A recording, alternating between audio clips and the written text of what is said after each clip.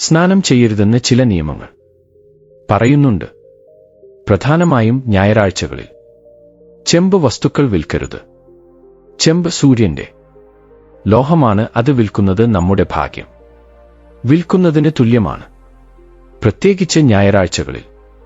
₹1 നാണയം കൊണ്ട് ചെറിയൊരു പരിഹാരം ചെയ്താൽ മതി. ലക്ഷങ്ങളും കോടികളും വന്നു ചേരും. ലക്ഷ്മിദേവിയുടെ അനുഗ്രഹം ലഭിക്കും. സാമ്പത്തിക പ്രശ്നങ്ങൾ മാറും. ധനലാഭമുണ്ടാകും. അപ്പോൾ ഞായറാഴ്ച ₹1 നാണയം കൊണ്ട് എന്തു ചെയ്യണം എന്നതിനെക്കുറിച്ച് നമുക്ക് ഈ വീഡിയോയിൽ വിശദമായി മനസ്സിലാക്കാം.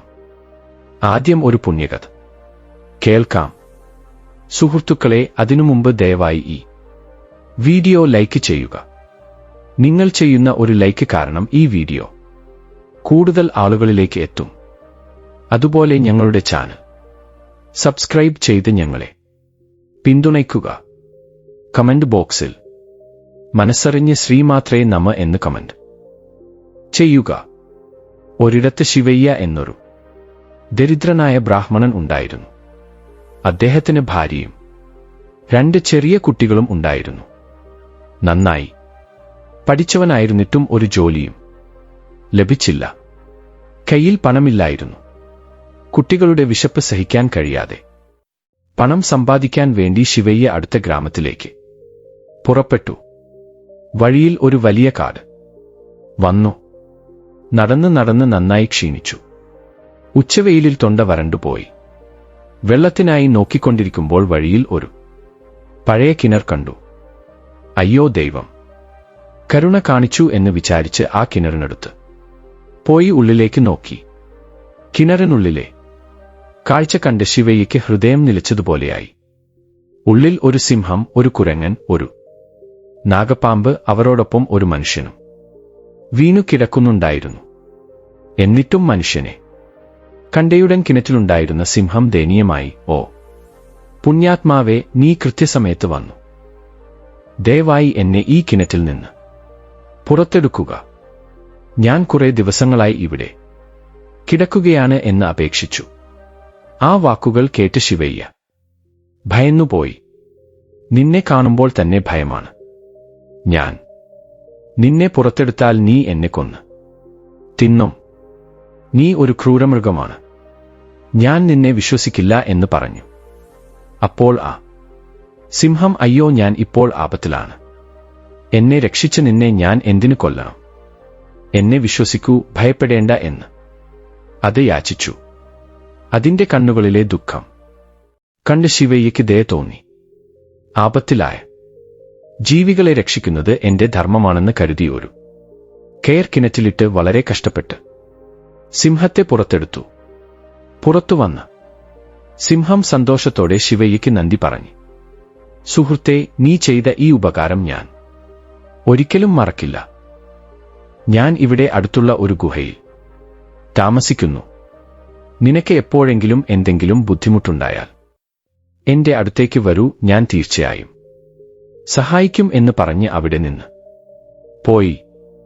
അതിനുശേഷം കിണറ്റിൽ നിന്ന് കുരങ്ങൻ, മനുഷ്യൻ, എന്നെയും പുറത്തെടുക്കൂ, ഞാൻ നിനക്ക് കടപ്പെട്ടിരിക്കും എന്ന് അലറി. ശിവയ്യ കയറിട്ട് ആ കുരങ്ങനെയും പുറത്തെടുത്തു. അതും അദ്ദേഹത്തിന് നന്ദി പറഞ്ഞ്, ഞാൻ ആ കുന്നിൻ മുകളിലുള്ള മരത്തിൽ ഉണ്ടാകും. എന്റെ ആവശ്യം വന്നാൽ തീർച്ചയായും വരൂ, ഞാൻ നിങ്ങളെ സഹായിക്കാം എന്ന് പറഞ്ഞ് അവൾ പോയി. അതിനുശേഷം കിണറ്റിൽ നിന്ന് ഒരു മൂർഖൻ പാമ്പ്, ഓ ബ്രാഹ്മണ, നീ അവരെ 2 പേരെയും രക്ഷിച്ചതുപോലെ എന്നെയും രക്ഷിക്കൂ, ഞാൻ നിനക്ക് നല്ലത് ചെയ്യാമേ എന്ന് പറഞ്ഞു. ശിവയ്യ ഭയത്തോടെ, അയ്യോ വേണ്ട, നീ വിഷമുള്ള പാമ്പാണ്. നിന്നെ പുറത്തെടുത്താൽ ഉടൻ നീ എന്നെ കടിക്കുമേ എന്ന് പറഞ്ഞു. അപ്പോൾ ആ മൂർഖൻ പാമ്പ്, അതെന്താ അങ്ങനെ പറയുന്നത്?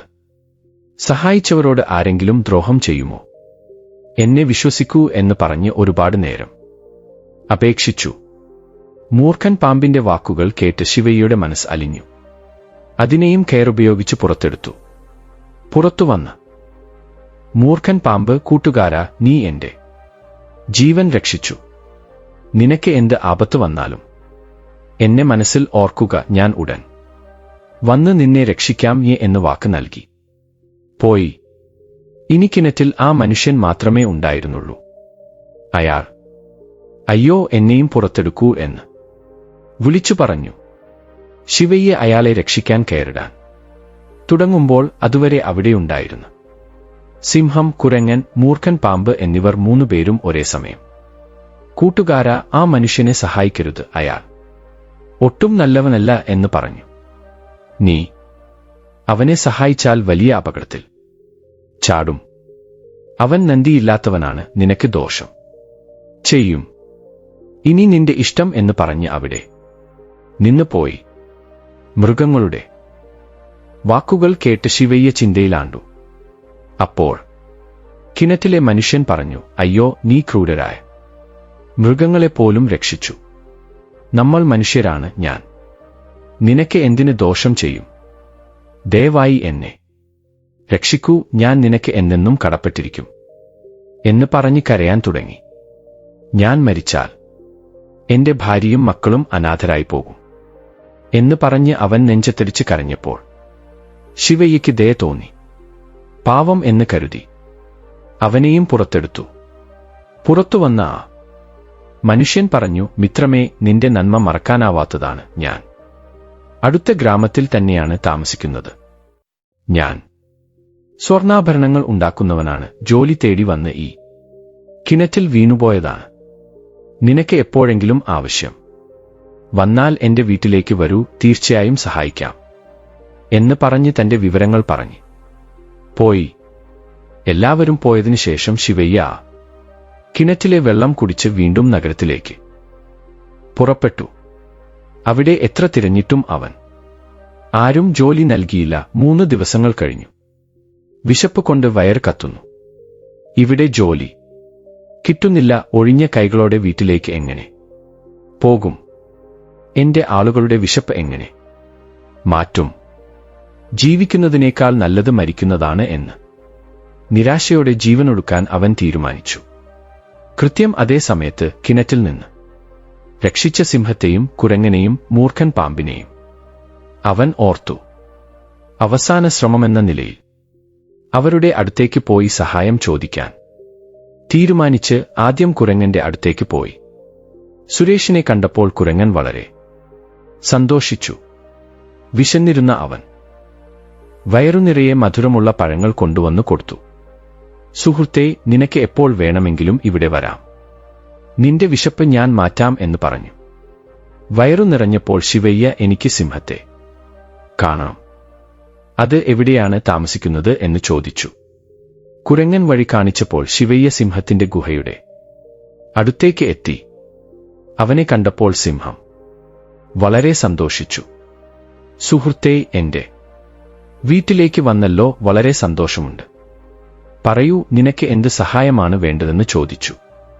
ശിവയ്യ തന്റെ സങ്കടങ്ങളെല്ലാം പറഞ്ഞു. അപ്പോൾ ആ സിംഹം, നീ പേടിക്കണ്ട എന്ന് പറഞ്ഞ് ഗുഹയുടെ ഉള്ളിലേക്ക് പോയി. വായിൽ ഒരു വജ്രമാലയുമായി വന്ന്, സുഹൃത്തേ, ഈ മാല വിറ്റ് നിന്റെ കഷ്ടപ്പാടുകൾ തീർത്ത് സന്തോഷത്തോടെ ജീവിക്കൂ എന്ന് പറഞ്ഞു കൊടുത്തു. ആഹാരം ലഭിച്ചപ്പോൾ ശിവയ്യ പറഞ്ഞു, സുഹൃത്തേ, നിങ്ങൾ വാക്ക് പാലിച്ചു. നിങ്ങൾക്ക് വളരെ നന്ദി. സന്തോഷത്തോടെ വീട്ടിലേക്ക് പുറപ്പെട്ടു. വഴിയിൽ ശിവയ്യ, അയ്യോ, എത്ര വിലപിടിപ്പുള്ള വജ്രഹാരം കിട്ടി, എന്റെ കഷ്ടപ്പാടുകളെല്ലാം തീർന്നതുപോലെ എന്ന് സന്തോഷിച്ചു. പക്ഷേ ഉടൻ തന്നെ അയാൾക്ക് ഒരു സംശയം തോന്നി. ഇത്രയും വില കൂടിയ ഹാരം ഞാൻ ആർക്ക് വിൽക്കും? ആർക്കെങ്കിലും വിറ്റാൽ ഇത് നിനക്കെവിടെ നിന്ന് കിട്ടി എന്ന് കള്ളനായി സംശയിക്കില്ലേ? ഇപ്പോൾ എന്തു ചെയ്യും എന്ന് ആലോചിച്ചുകൊണ്ടിരിക്കുമ്പോൾ അയാൾക്ക് താൻ കിണറ്റിൽ നിന്ന് പുറത്തെടുത്ത ആ ആഭരണ വ്യാപാരിയെ ഓർമ്മ വന്നു. അയാൾ ആഭരണ വ്യാപാരിയല്ലേ? അയാൾക്ക് വിറ്റാൽ നല്ല വില കിട്ടും. എന്നെ ആരും സംശയിക്കുകയുമില്ല എന്ന് കരുതി അയാൾ നേരെ അയാളുടെ വീട്ടിലേക്ക് പോയി. ശിവയ്യയെ കണ്ട വ്യാപാരി വളരെ സന്തോഷിച്ചതുപോലെ അഭിനയിച്ചുകൊണ്ട്, വരൂ സുഹൃത്തേ, വരൂ, നിനക്കെന്ത് സഹായമാണ് വേണ്ടത് എന്ന് ചോദിച്ചു. ശിവയ്യ തന്റെ കയ്യിലുണ്ടായിരുന്ന വജ്രഹാരം കാണിച്ച്, സുഹൃത്തേ, ഇത് നല്ല വിലയ്ക്ക് വിൽക്കാൻ സഹായിക്കണം എന്ന് ചോദിച്ചു. ആ ഹാരം കണ്ടയുടൻ വ്യാപാരിയുടെ കണ്ണുകൾ അത്യാഗ്രഹത്താൽ തിളങ്ങി. അയാളുടെ മനസ്സിൽ, ഈ ഹാരം ഞാൻ യുവരാജാവിനു വേണ്ടി ഉണ്ടാക്കിയതാണ്. വളരെ നാളുകൾക്ക് മുമ്പ് വേട്ടയ്ക്ക് പോയി കാട്ടിൽ കാണാതായ രാജകുമാരന്റെ മാലയാണിത്. ഇത് ഇയാളുടെ അടുത്ത് എങ്ങനെ വന്നു? ഒരുപക്ഷെ ഇയാൾ തന്നെയായിരിക്കും രാജകുമാരനെ കൊന്നത്. രാജകുമാരനെക്കുറിച്ച് വിവരം നൽകുന്നവർക്ക് മഹാരാജാവ് വലിയ സമ്മാനം നൽകുമെന്ന് വിളംബരം ചെയ്തിരുന്നല്ലോ.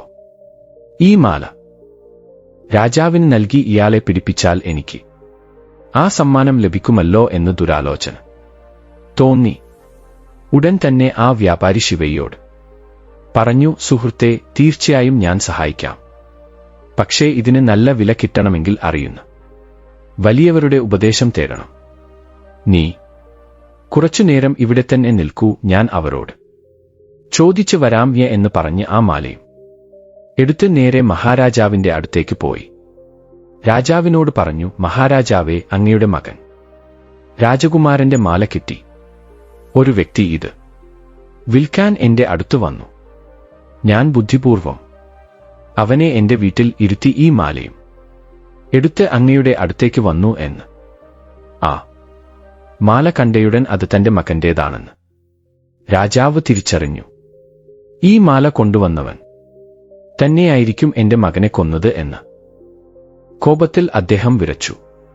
ഉടൻ തന്നെ സൈനികരെ അയച്ച് ശിവയ്യെ ബന്ധിച്ചു കൊണ്ടുവരാൻ ആജ്ഞാപിച്ചു. സൈനികർ പോയി നിഷ്കളങ്കനായ ശിവയ്യെ പിടിച്ച് രാജാവിന്റെ മുന്നിൽ നിർത്തി. രാജാവ് ദേഷ്യത്തോടെ ഇവനെ ജയിലിൽ അടയ്ക്കാൻ ഉത്തരവിട്ടു. ജയിലിൽ കിടന്ന ശിവയ്യ, അയ്യോ, ഞാൻ ഒരു കുറ്റവും ചെയ്തിട്ടില്ല, എന്നെ എന്തിനാണ് ബന്ധിച്ചത് എന്ന് സൈനികരോട് ചോദിച്ചു. അപ്പോൾ ആ സൈനികർ, നീ കുറ്റം ചെയ്തിട്ടില്ലെങ്കിൽ യുവരാജാവിന്റെ മാല നിന്റെ അടുത്ത് എങ്ങനെ വന്നു? നിന്നെ പിടിപ്പിച്ചതിന് ആ ആഭരണ വ്യാപാരിക്ക് രാജാവ് വലിയ സമ്മാനം നൽകാൻ പോകുന്നു. നിന്നെ കുറച്ച് ദിവസങ്ങൾക്കുള്ളിൽ തൂക്കിലേറ്റും എന്ന് പറഞ്ഞു. ആ വാക്കുകൾ കേട്ട ശിവയ്യയുടെ ഹൃദയം തകർന്നു. അയ്യോ, ഞാൻ വിശ്വസിച്ച വ്യക്തി തന്നെ എന്നെ ചതിച്ചു. ഇപ്പോൾ എന്നെ ആർ രക്ഷിക്കും? ഞാൻ മരിച്ചാൽ എന്റെ ഭാര്യയും കുട്ടികളും എന്തായിത്തീരും എന്ന് കരഞ്ഞുകൊണ്ടിരിക്കുമ്പോൾ അവൻ രക്ഷിച്ച പാമ്പിന്റെ വാക്കുകൾ ഓർമ്മ വന്നു. ഉടൻ തന്നെ മനസ്സിൽ ആ പാമ്പിനെ ഓർത്തു. ഉടൻ തന്നെ ആ പാമ്പ് അവന്റെ മുന്നിൽ പ്രത്യക്ഷപ്പെട്ട്, സുഹൃത്തേ, എന്ത് സംഭവിച്ചു? എന്തിനാണ് വിളിച്ചത് എന്ന് ചോദിച്ചു. ശിവയ്യ നടന്ന കഥയെല്ലാം പറഞ്ഞ്, സുഹൃത്തേ, നീ തന്നെ എന്നെ ആ ആപത്തിൽ നിന്ന് രക്ഷിക്കണം. വാക്ക് തന്നതല്ലേ, ഇപ്പോൾ എന്റെ പ്രാണങ്ങൾക്കാണ് അപകടം വന്നത് എന്ന് അഭ്യർത്ഥിച്ചു. അപ്പോൾ ആ പാമ്പ്, സുഹൃത്തേ, ഞാൻ നിന്നോട് മുൻപേ പറഞ്ഞിരുന്നു, ആ മനുഷ്യനെ വിശ്വസിക്കരുത് എന്ന്. നീ കേട്ടില്ല, സാരമില്ല. ഇനി ഓർക്കുക, ജീവിതത്തിൽ 3 തരം ആളുകളെ ഒരിക്കലും വിശ്വസിക്കരുത്. ഒന്നാമതായി, പണത്തോട് അമിതമായ ആർത്തിയും അത്യാഗ്രഹവുമുള്ളവരെ ജീവിതത്തിൽ ഒരിക്കലും വിശ്വസിക്കരുത്. പണം എല്ലാവർക്കും ആവശ്യമാണ്, എന്നാൽ ചിലർക്ക് പണം തന്നെയാണ് ജീവൻ, പണം തന്നെയാണ് ലോകം എന്ന രീതിയിലാണ്. അവർക്ക് മാനുഷിക ബന്ധങ്ങളെക്കാൾ വലുത് പണമാണ്. അങ്ങനെയുള്ളവർ നമ്മളോട് സൗഹൃദം നടിക്കും, കഷ്ടപ്പാടുകളിലും സന്തോഷങ്ങളിലും പങ്കുചേരുന്നതായി തോന്നിക്കും. എന്നാൽ എവിടെയെങ്കിലും പണവുമായി ബന്ധപ്പെട്ട അവസരം ലഭിച്ചാൽ അവരുടെ യഥാർത്ഥ സ്വഭാവം പുറത്തുവരും. സൗഹൃദം, വിശ്വാസം, ധർമ്മം തുടങ്ങിയവയെല്ലാം ആ പണത്തിനു മുന്നിൽ അവർക്ക് വളരെ ചെറുതായി തോന്നും. അങ്ങനെയുള്ളവർ ഒരു സുഹൃത്തുമായി ചേർന്ന് ബിസിനസ് ചെയ്യുകയാണെങ്കിൽ അതിൽ ഓഹരിക്ക് വേണ്ടി വഞ്ചിക്കാൻ മടിക്കില്ല. നിങ്ങൾക്ക് ലഭിക്കേണ്ട അവസരം തട്ടിയെടുക്കാനും അവർ മടിക്കില്ല. അവരുടെ കണ്ണിൽ ഓരോ ബന്ധവും ഒരു ഇടപാട് മാത്രമാണ്. അവർക്ക് പ്രയോജനമുള്ളിടത്തോളം കാലം അവർ നമ്മോടൊപ്പം ഉണ്ടാകും. നമ്മുടെ കയ്യിൽ പണമുള്ളിടത്തോളം കാലം അവർ നമ്മളെ ബഹുമാനിക്കും. അങ്ങനെയുള്ളവരെ വിശ്വസിച്ച് സാമ്പത്തിക കാര്യങ്ങളോ രഹസ്യങ്ങളോ പറഞ്ഞാൽ അവർ അത് സ്വന്തം സ്വാർത്ഥതയ്ക്ക് ഉപയോഗിക്കാൻ ഒരു നിമിഷം പോലും ആലോചിക്കില്ല. അവരുടെ സൗഹൃദം പണവുമായി ബന്ധപ്പെട്ടതാണ്. അത് ഇല്ലാതാകുമ്പോൾ ആ ബന്ധവും മുറിഞ്ഞുപോകും. അതുകൊണ്ട് പണത്തോട് അമിത ഭ്രമമുള്ളവരെ ഒരിക്കലും വിശ്വസിക്കരുത്. അവരിൽ നിന്ന് അകന്നു നിൽക്കുന്നതാണ് നമ്മൾ നമുക്ക് ചെയ്യുന്ന ഏറ്റവും വലിയ നന്മ. സ്ത്രീകളായാലും പുരുഷന്മാരായാലും അവർക്ക് പണത്തോട് ഭ്രമമുണ്ടെങ്കിൽ അവരെ ഒരിക്കലും വിശ്വസിക്കരുത്. ഇനി രണ്ടാമത്തെ വിഭാഗം ചെയ്ത സഹായം ഉടൻ മറന്നുപോകുന്നവരും പഴയ ശത്രുക്കൾ പുതിയ സുഹൃത്തുക്കളായി മാറിയവരുമാണ്. നന്ദി എന്നത് മനുഷ്യൻ ഉണ്ടായിരിക്കേണ്ട ഒരു വലിയ ഗുണമാണ്. നമ്മൾ ഒരാൾക്ക് ആപത്തിൽ സഹായിക്കുമ്പോൾ അവർ അത് ഓർക്കുന്നില്ലെങ്കിൽ അവർക്ക് നമ്മളോട് ബഹുമാനമില്ലെന്ന് അർത്ഥം. അങ്ങനെയുള്ളവർ ആവശ്യം കഴിഞ്ഞാൽ നമ്മളെ ശ്രദ്ധിക്കില്ല. അവരുടെ കഷ്ടകാലത്ത് നമ്മുടെ സമയവും ഊർജവും അവർക്കായി ചിലവഴിച്ചാൽ അവർ അതിനെ ഒരു അവകാശമായി കണക്കാക്കും. എന്നാൽ നിങ്ങൾ ചെയ്ത ത്യാഗമായി അവർ കാണില്ല. അങ്ങനെയുള്ള നന്ദിയില്ലാത്തവരെ വിശ്വസിക്കുന്നത് നമ്മുടെ സമയവും ഊർജവും പാഴാക്കുക മാത്രമല്ല, മനസ്സിനും മുറിവേൽപ്പിക്കും. ഇനി പഴയ ശത്രുക്കൾ പെട്ടെന്ന് സുഹൃത്തുക്കളായി മാറുമ്പോഴും വളരെ ശ്രദ്ധിക്കണം. ആളുകൾക്ക് മാറാൻ കഴിയും, എന്നാൽ പഴയ പകയും വിദ്വേഷവും അത്ര എളുപ്പത്തിൽ മനസ്സിൽ നിന്ന് പോകില്ല. അവർക്ക് എന്തെങ്കിലും ദുരുദ്ദേശ്യത്തോടെയായിരിക്കാം നമ്മുടെ അടുത്തേക്ക് വന്നിട്ടുണ്ടാവുക. ശരിയായ സമയം നോക്കി നമ്മൾ വിശ്വാസത്തിലായിരിക്കുമ്പോൾ പ്രഹരിക്കാൻ അവർ പദ്ധതിയിടുന്നുണ്ടാകും. അവരുടെ വാക്കുകൾ വിശ്വസിക്കുന്നതിനേക്കാൾ അവരുടെ പഴയ പ്രവൃത്തികൾ ഓർമ്മിക്കുന്നത് നല്ലതാണ്. അങ്ങനെയുള്ളവരുമായി സൗഹൃദം സ്ഥാപിക്കുമ്പോൾ എല്ലാ കാര്യങ്ങളും പങ്കുവെക്കാതെ ഒരു കണ്ണ് അവരിൽ വെക്കുന്നത് നമ്മളെ തന്നെ സംരക്ഷിക്കാൻ വളരെ അത്യാവശ്യമാണ്. ഇനി മൂന്നാമത്തെ തരം, ഒന്നിൽ കൂടുതൽ ആളുകളുമായി തെറ്റായ ബന്ധങ്ങൾ സ്ഥാപിക്കുന്നവരെയും ഒരിക്കലും വിശ്വസിക്കരുത്. ഇവിടെ നമ്മൾ അവരുടെ വ്യക്തിപരമായ ജീവിതത്തെ വിമർശിക്കുന്നില്ല, പക്ഷേ അവരുടെ സ്വഭാവം എങ്ങനെയെന്ന് മനസ്സിലാക്കുകയാണ്. പങ്കാളിയെ വഞ്ചിക്കുകയും നിരവധി നുണകളുമായി ജീവിതം നയിക്കുകയും ചെയ്യുന്നവർക്ക് സത്യസന്ധതയോ പ്രതിബദ്ധതയോടുള്ള ബഹുമാനം ഉണ്ടാകില്ല. തങ്ങളോട് വളരെ അടുപ്പമുള്ള ഒരാളെ അനായാസം വഞ്ചിക്കാൻ കഴിയുമ്പോൾ ഒരു സുഹൃത്തിനെ വഞ്ചിക്കുന്നത് അവർക്ക് വലിയ കാര്യമല്ല. താൽക്കാലിക സന്തോഷങ്ങൾക്കായി അവർ എന്ത് നുണകളും പറയും, ആരെയും ബുദ്ധിമുട്ടുകളിലേക്ക് തള്ളിവിടും. അങ്ങനെയുള്ളവരുടെ ജീവിതം എപ്പോഴും നാടകീയവും രഹസ്യാത്മകവുമായിരിക്കും. അവരുമായി സൗഹൃദം സ്ഥാപിക്കുന്നത് വഴി നമ്മളും അനാവശ്യമായി അവരുടെ പ്രശ്നങ്ങളിൽ കുടുങ്ങാൻ സാധ്യതയുണ്ട്. തങ്ങളുടെ തെറ്റുകൾ മറച്ചുവെക്കാൻ അവർ നിങ്ങളെയും ഉപയോഗിച്ചേക്കാം. അവർക്ക് അവരുടെ സന്തോഷമല്ലാതെ മറ്റൊന്നും പ്രധാനമല്ല. അതുകൊണ്ട് അങ്ങനെയുള്ള സ്ത്രീകളെയോ പുരുഷന്മാരെയോ വിശ്വസിക്കുന്നത് മാനസിക സമാധാനം നഷ്ടപ്പെടുത്തുമെന്നല്ലാതെ മറ്റൊരു പ്രയോജനവും ഉണ്ടാകില്ല എന്ന് പാമ്പ് ശിവയ്യോട് പറഞ്ഞു. അതിനുശേഷം വീണ്ടും ഇങ്ങനെ പറഞ്ഞു, നീ പേടിക്കരുത്, ഞാൻ നിന്നെ രക്ഷിക്കും. ഞാൻ ഇപ്പോൾ മഹാറാണിയുടെ മുറിയിലേക്ക് പോയി അവളെ കടിക്കും. എന്റെ വിഷത്തിന്റെ ശക്തിയാൽ അവൾക്ക് ബോധം നഷ്ടപ്പെടും. എത്ര മരുന്ന് കൊടുത്താലും അവൾക്ക് ബോധം വരില്ല. ഞാൻ അത്രയും വിഷമുള്ള സർപ്പമാണ്. നീ വന്ന് നിന്റെ കൈ അവളുടെ നെറ്റിയിൽ വെക്കുന്നത് വരെ ആ വിഷം കുറയില്ല. നീ അവളെ തൊട്ടയുടൻ അവൾ എഴുന്നേറ്റിരിക്കും. അത് കണ്ട് രാജാവ് സന്തോഷിച്ച് നിന്നെ വിട്ടേക്കും എന്ന് നാഗസർപ്പം പറഞ്ഞ് നേരെ മഹാറാണിയുടെ മുറിയിലേക്ക് പോയി അവളെ കടിച്ച് അപ്രത്യക്ഷമായി. മഹാറാണി ഉച്ചത്തിൽ നിലവിളിച്ച് നാഗസർപ്പം കടിച്ചു എന്ന് പറഞ്ഞ് ബോധം നഷ്ടപ്പെട്ടു. രാജവൈദ്യന്മാർ വന്ന് എത്ര മരുന്ന് കൊടുത്തിട്ടും അവൾക്ക് ബോധം വന്നില്ല. അവർ കൈയൊഴിഞ്ഞു. രാജാവ് തന്റെ ഭാര്യയെ ജീവിപ്പിച്ചവർക്ക് എന്ത് ചോദിച്ചാലും അത് നൽകുമെന്ന് രാജ്യം മുഴുവൻ വിളംബരം ചെയ്യിച്ചു. എത്രയോ വൈദ്യന്മാരും മന്ത്രവാദികളും വന്ന് ശ്രമിച്ചിട്ടും ഫലമുണ്ടായില്ല. ഈ വിഷയം അറിഞ്ഞ ശിവയ്യ ജയിൽ അധികാരികളോട് എന്നെ മഹാരാജാവിന്റെ അടുത്തേക്ക് കൊണ്ടുപോകൂ, ഞാൻ മഹാറാണിയെ ജീവിപ്പിക്കുമെന്ന് പറഞ്ഞു.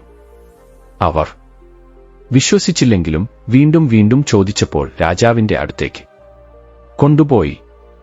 രാജാവ് ശിവയ്യോട്, നീ പറഞ്ഞതുപോലെ എന്റെ ഭാര്യയെ ജീവിപ്പിച്ചില്ലെങ്കിൽ നിന്നെ ഇപ്പോൾ തന്നെ കൊല്ലുമെന്ന് മുന്നറിയിപ്പ് നൽകി. ശിവയ്യ മഹാറാണിയുടെ അടുത്തേക്ക് പോയി തന്റെ കൈ അവളുടെ നെറ്റിയിൽ വെച്ചു.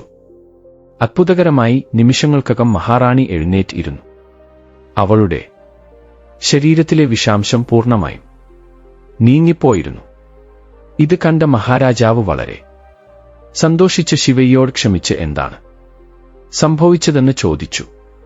ശിവയ്യ കിണറിന്റെ അടുത്തുള്ള സംഭവം മുഴുവൻ വിശദമായി പറഞ്ഞു. സത്യം മനസ്സിലാക്കിയ മഹാരാജാവ് ആ ദുഷ്ടനായ ആഭരണ വ്യാപാരിയെ വിളിപ്പിച്ച് കഠിനമായി ശിക്ഷിച്ചു. ശിവയ്യയ്ക്ക് ധാരാളം സമ്മാനങ്ങളും പണവും നൽകി ആദരവോടെ വീട്ടിലേക്ക് അയച്ചു.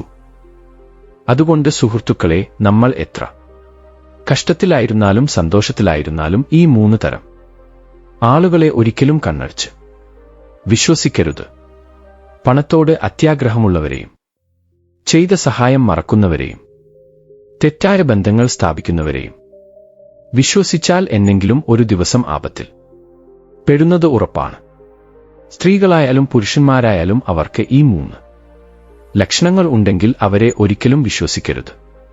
അവരുമായി സൗഹൃദം സ്ഥാപിക്കാതിരിക്കുന്നതാണ് നിങ്ങൾക്ക് നല്ലത്. ഇനി വിശദാംശങ്ങളിലേക്ക് കടക്കുകയാണെങ്കിൽ, ₹1 നാണയം ഉപയോഗിച്ച് ഈ പരിഹാരം ചെയ്താൽ തീർച്ചയായും നിങ്ങളുടെ സാമ്പത്തിക ബുദ്ധിമുട്ടുകൾ മാറും. ഈ പരിഹാരം ചെയ്യുന്നതിന് നമുക്ക് വേണ്ടത് ₹1 നാണയമാണ്. അത് പഴയതായാലും പുതിയതായാലും പ്രശ്നമില്ല. ₹1 നാണയം എന്നാൽ സാക്ഷാൽ ലക്ഷ്മീദേവിയുടെ സ്വരൂപമാണ്. നമ്മുടെ കയ്യിൽ എത്ര 1000 രൂപ നോട്ടുകൾ ഉണ്ടെങ്കിലും പൂജയിൽ നമ്മൾ ഉപയോഗിക്കുന്നത് നാണയങ്ങളാണ്. ലക്ഷ്മീദേവിക്ക് നാണയങ്ങൾ എന്നാൽ വളരെ ഇഷ്ടമാണ്. നാളെ ഞായറാഴ്ച രാവിലെ കുളിച്ച് ദേവപൂജ പൂർത്തിയാക്കിയ ശേഷം അല്ലെങ്കിൽ വൈകുന്നേര സമയത്തും ഈ പരിഹാരം ചെയ്യാം. ഒരു ചെറിയ പ്ലേറ്റ് എടുക്കുക. അത് സ്റ്റീൽ പ്ലേറ്റോ, ചെമ്പ് പ്ലേറ്റോ, പിച്ചള പ്ലേറ്റോ ആയാലും പ്രശ്നമില്ല. ആ പ്ലേറ്റിൽ ആദ്യം ആ ₹1 നാണയം വെക്കുക.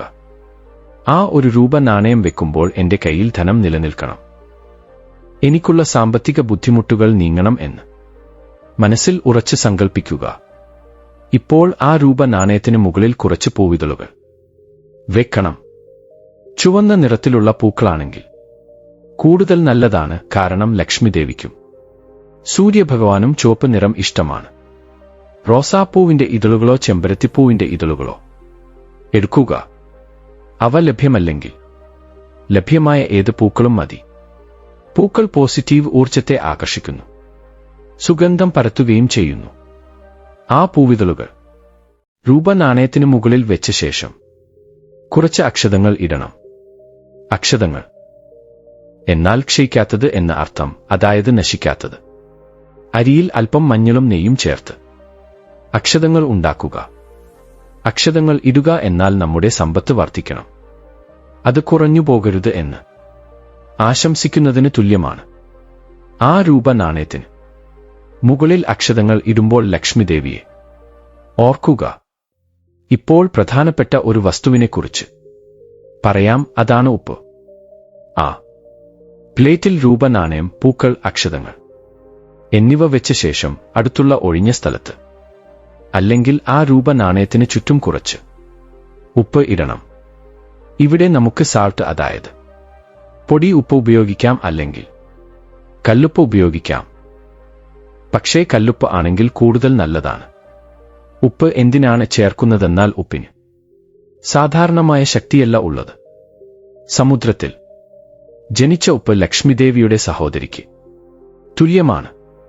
ഉപ്പ് എവിടെയാണോ ഉള്ളത് അവിടെ നെഗറ്റീവ് ഊർജം ഉണ്ടാകില്ല. നമ്മുടെ വീട്ടിലുള്ള ദാരിദ്ര്യത്തെയും നരദോഷത്തെയും ദുർദൃഷ്ടിയെയും വലിച്ചെടുക്കാൻ ഉപ്പിന് മാത്രമേ ശക്തിയുള്ളൂ. ആ പ്ലേറ്റിൽ ഉപ്പ് ചേർക്കുന്നതിലൂടെ ആ ₹1 നാണയത്തിന് ചുറ്റുമുള്ള, അതായത് ആ ധനത്തിന് ചുറ്റുമുള്ള തടസ്സങ്ങൾ നീങ്ങും. ധനത്തിന്മേലുള്ള ദോഷങ്ങൾ മാറും.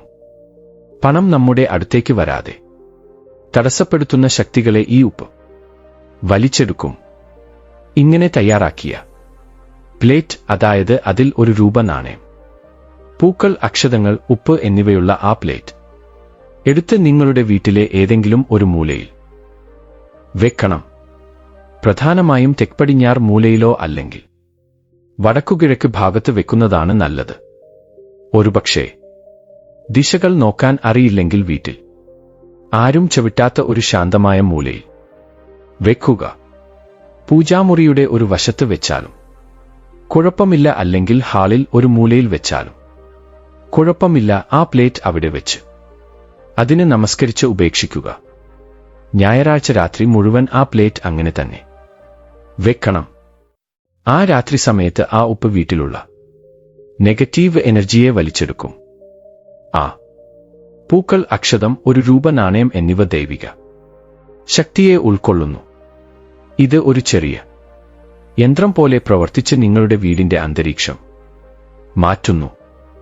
അടുത്ത ദിവസം രാവിലെ, അതായത് തിങ്കളാഴ്ച രാവിലെ ഉറക്കമുണർന്ന ശേഷം കുളിച്ച് ശുദ്ധിയായി ആ പ്ലേറ്റിന്റെ അടുത്തേക്ക് പോകുക. ആ പ്ലേറ്റിലുള്ള ഒരു രൂപ നാണയം എടുക്കുക. ഇപ്പോൾ സംഗീതം. ഈ ഒരു രൂപ നാണയം വളരെ ശക്തമാണ്. ഇത് നിങ്ങളുടെ പേഴ്സിൽ വെക്കരുത്. വീട്ടിലെ അലമാരകളിൽ സൂക്ഷിക്കരുത്. പിന്നെ എന്ത് ചെയ്യണം എന്ന് വെച്ചാൽ ആ ഒരു രൂപ നാണയം എടുത്ത് അടുത്തുള്ള ഏതെങ്കിലും അമ്പലത്തിലെ കാണിക്കവഞ്ചിയിൽ ഇടുക, അല്ലെങ്കിൽ അമ്പലത്തിന് പുറത്തുള്ള യാചകർക്ക് ദാനം ചെയ്യുക. കാരണം നമ്മൾ എത്ര സമ്പാദിച്ചാലും അതിൽ ഒരു ഭാഗം ദാനം ചെയ്താൽ മാത്രമേ ആ ധനം നമ്മുടെ അടുത്ത് നിലനിൽക്കൂ എന്ന് മുതിർന്നവർ പറയാറുണ്ട്. ഈ ഒരു രൂപ നാണയം ദാനം ചെയ്യുന്നതിലൂടെ നിങ്ങളുടെ ദാരിദ്ര്യം, നിങ്ങളുടെ കഷ്ടപ്പാടുകൾ എന്നിവയും നിങ്ങളിൽ നിന്ന് അകന്നുപോകും. നിങ്ങൾ നൽകുന്ന ആ ഒരു രൂപ നിങ്ങൾക്ക് ലക്ഷക്കണക്കിന് മടങ്ങ് തിരികെ വരുന്നതിനുള്ള വഴി സുഗമാക്കുന്നു. ധനം മൂലം ഇദം ജഗത് എന്ന് പറയാറുണ്ട്. എന്നാൽ ധർമ്മമാണ് ഈ ലോകത്തിന്റെ അടിസ്ഥാനം എന്നും മനസ്സിലാക്കണം. ആ രൂപ ഹുണ്ടിയിൽ ഇടുമ്പോൾ എന്റെ എല്ലാ കഷ്ടപ്പാടുകളും മാറണം സ്വാമി എന്ന് പ്രാർത്ഥിക്കുക. പ്ലേറ്റിൽ ബാക്കിയായ ഉപ്പും പൂക്കളും അക്ഷതങ്ങളും എന്തു ചെയ്യണം എന്ന സംശയം നിങ്ങൾക്ക് വരാം. ആ ഉപ്പും ഉപയോഗിച്ച പൂക്കളും അക്ഷതങ്ങളും എടുത്തു പുറത്ത് ആരും ചവിട്ടാത്ത സ്ഥലത്ത് മരങ്ങളുടെ ചുവട്ടിൽ ഇടുക, അല്ലെങ്കിൽ ഒഴുകുന്ന വെള്ളത്തിൽ കലർത്തുക. ആ പ്ലേറ്റ് വൃത്തിയാക്കി കഴുകി വീണ്ടും സാധാരണ പോലെ ഉപയോഗിക്കാം. ഇങ്ങനെ ചെയ്യുന്നത് വഴി വീട്ടിലുള്ള ദോഷങ്ങൾ മാറി ലക്ഷ്മീദേവിയുടെ അനുഗ്രഹം ലഭിക്കും. ഇത് വളരെ ചെറിയൊരു പരിഹാരമാണ്, ചെലവില്ലാത്ത കാര്യമാണ്. എന്നാൽ ഇതിന് പിന്നിലുള്ള അർത്ഥം വളരെ വലുതാണ്. നമ്മുടെ സമ്പാദ്യത്തിൽ ഒരു ഭാഗം ദൈവിക കാര്യങ്ങൾക്കും ദാനധർമ്മങ്ങൾക്കും ഉപയോഗിക്കണം എന്ന സത്യം ഇത് ഓർമ്മിപ്പിക്കുന്നു. എല്ലാ ഞായറാഴ്ചയും, അല്ലെങ്കിൽ നിങ്ങൾക്ക് സൗകര്യമുള്ളപ്പോഴെല്ലാം, അല്ലെങ്കിൽ സാമ്പത്തിക ബുദ്ധിമുട്ടുകൾ കൂടുതലുള്ളപ്പോൾ ഈ പരിഹാരം ചെയ്തു നോക്കുക. തീർച്ചയായും നല്ല ഫലം കാണാം. നമ്മുടെ വിശ്വാസം കൊണ്ട് കല്ലും ദൈവമാകും. വിശ്വാസമില്ലെങ്കിൽ ദൈവം പോലും കല്ലായി തോന്നും. നിങ്ങളുടെ ദൃഢനിശ്ചയം ശക്തമാണെങ്കിൽ പ്രകൃതി പോലും നിങ്ങളെ പിന്തുണയ്ക്കും. ലക്ഷ്മിദേവി എപ്പോഴും കഠിനാധ്വാനം ചെയ്യുന്നവരുടെയും ധർമ്മം പാലിക്കുന്നവരുടെയും വീട്ടിൽ വസിക്കുന്നു. ഈ ചെറിയ രൂപയുടെ പരിഹാരം നിങ്ങളുടെ ജീവിതത്തിൽ വലിയ മാറ്റം കൊണ്ടുവരുന്നതുകൊണ്ട് തീർച്ചയായും ഈ ഒരു രൂപ നാണയം പരിഹാരമായി ഉപയോഗിച്ച് നല്ല ഫലങ്ങൾ നേടി സന്തോഷത്തോടെ ജീവിക്കുക. വീഡിയോ ഇഷ്ടപ്പെട്ടെങ്കിൽ ലൈക്ക് ചെയ്യുക, ഷെയർ ചെയ്യുക, പക്ഷേ സബ്സ്ക്രൈബ് ചെയ്യാൻ മറക്കരുത്.